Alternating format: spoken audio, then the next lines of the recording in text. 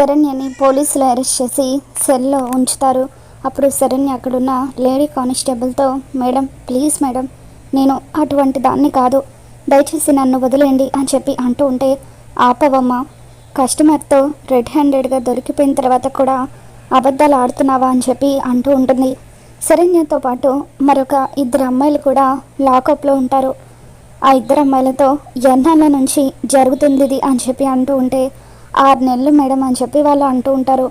కానీ నిన్ను చూస్తుంటే మాత్రం రీసెంట్గానే ఇందులోకి దిగినట్టుగా అనిపిస్తుందని చెప్పి ఆ లేడీ కానిస్టేబుల్ అంటూ ఉంటే, మేడం నేను చెప్పేది నిజం మేడం, ఆ రిసార్ట్కి నేను నా భర్తతో కలిసి వచ్చాను, నేను ఒక పెద్దింటి కోడల్ని అని చెప్పి శరణ్య అంటూ ఉంటుంది.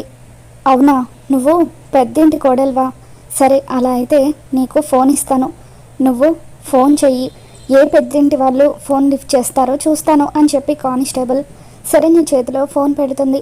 శరణ్య ఆనంద భైరవికి ఫోన్ చేస్తూ, ఇప్పుడు నేను ఈ విషయం గురించి చెప్పానంటే దర్శన్ గారి గురించి కూడా పూర్తిగా చెప్పాల్సి వస్తుంది, ఏం చేయాలని చెప్పి శరణ్య ఆలోచిస్తూ ఉంటుంది. మరి ఆనంద భైరవికి శరణ్య ఫోన్ చేస్తుందా, ఏం జరగబోతుందో మళ్ళీ మన ఛానల్లో తెలుసుకుందాం. వీడియో నచ్చితే తప్పకుండా లైక్ చేయండి.